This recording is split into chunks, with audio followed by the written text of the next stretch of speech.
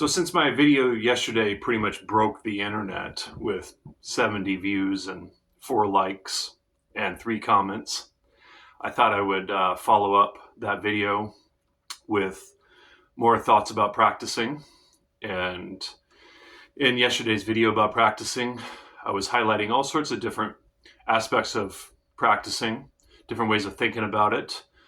And kind of the main theme throughout that video, and the theme through pretty much most of my videos when it comes to practicing, is the fact that I want to emphasize how I think it's important that we personalize the ways that we practice, because that's what is part of the beauty of music, is that we can personalize it. And also that's what all the greats did and do. Andre Segovia practiced scales and arpeggios in a very regimented way, and Jimi Hendrix didn't. So that also reminds me of this interview I saw with Ringo Starr, where he talked about how he didn't practice the drums. And I heard that they, as a band, individually, they never practiced individually on their instruments, aside from writing songs. They would write songs, like Paul McCartney would write songs on his own and then bring that to the band. That was happening. But they weren't practitioners on their instruments. They wrote the music and rehearsed the music, recorded the music, and performed it. And the world doesn't care that Paul McCartney couldn't improvise on Stella by Starlight, or couldn't play Bach's Cello Suite No. 1. You know what I mean? So it really just comes down to, what do we want to do with music? So that's all that I'm kind of offering here, or suggesting, or kind of shining a light on, is different ways to think about music, and sharing how I approach practicing and thinking about music. And, that's very different. The Beatles, is very different from a lot of the musicians that I admire and kind of follow in their footsteps. The saxophonist Charlie Parker, who Pat Metheny considers the Albert Einstein of music, for about 3 or 4 years, he practiced 10 to 15 hours a day.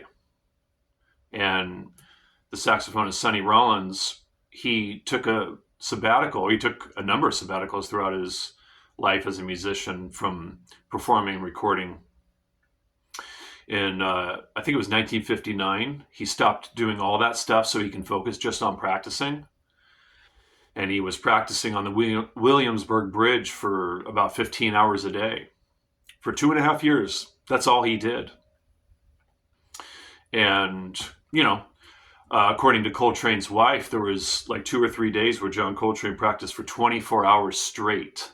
You know what I mean? Like that kind of dedication to the music. So, the most I've ever done in one day is 10 hours. I did that once, and I really had to push myself to get there. I really didn't even want to. Once I got to like hour 8.5 or 9, I was pretty much done. But I just got it in my head. I wanted to do the 10 hours, just to do it and see what it was like, And it wasn't very enjoyable for me. And so a lot of people think I'm a pretty hardcore practicer, but compared to these other guys, I ain't shit. You know what I mean? Like yesterday, I practiced for 5.5 hours. And this morning I practiced on this guitar for 3 hours. And I'm going to practice classical for about 2.5 hours. And then I'll practice my original music in the evening for about an hour. So what is that, like 6.5 hours? Something like that I'm shooting for today. And to me, that I'm able to get to all the things that I want to get to with that amount of time. So, one of the things I wanted to highlight here is, well, a couple of big things, actually. So one of them is the fact that, and I'm going to make another video about this to really get deep into this because it's really interesting and fascinating. Music only exists in two different ways, either compositionally or improvisationally.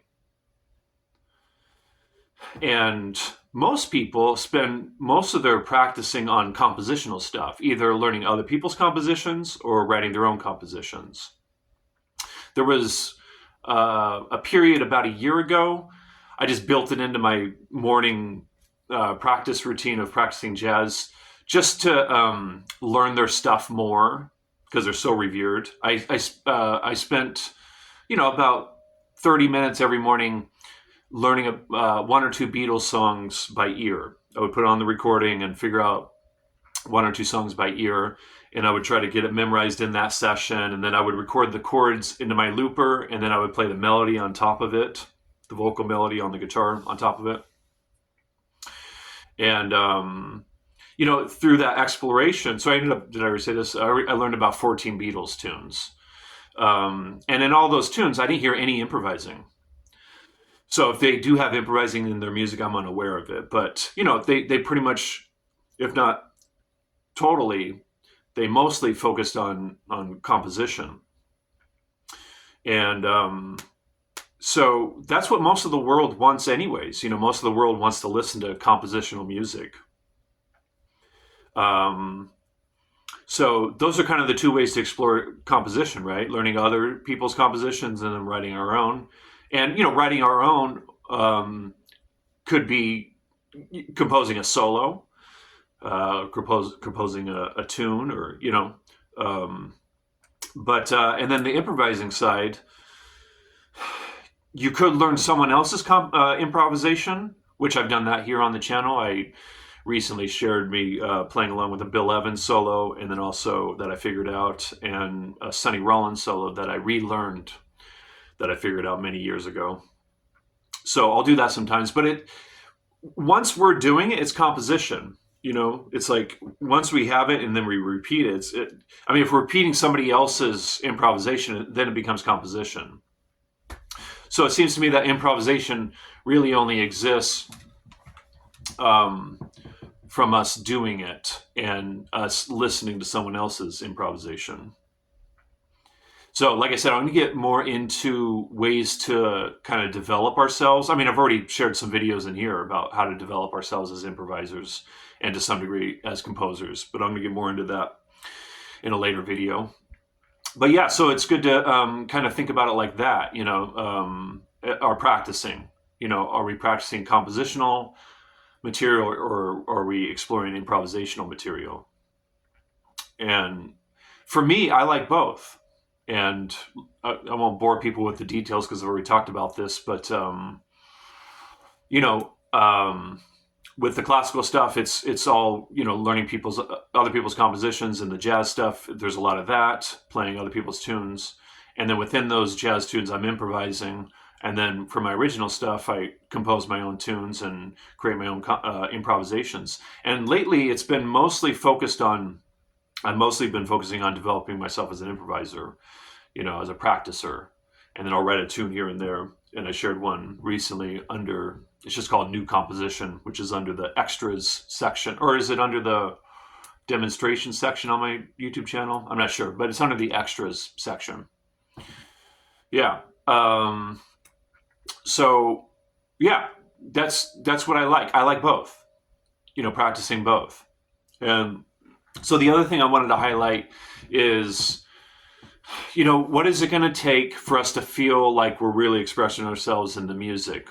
So the 3 H's, hand, heart, head. So the hand being the technique, the facility, and then the heart being the soul, the expression, the spirit, the emotions, and then the head being the intellectual aspects of music, the theory, the concepts, the creative ideas. There's so many more adjectives that we can get into with those 3 areas, but those 3 areas are really important. And so that's what I'm always trying to do, is work on all those aspects of myself as a musician to become a more complete musician. Pat Metheny, he talked about how someone like Herbie Hancock set a new standard for what it means to be a great musician. He was saying Herbie Hancock could play Mozart and Shostakovich, but then he could also destroy any jazz tune.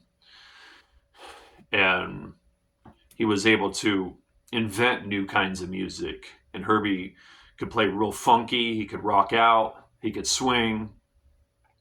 He's such a complete musician.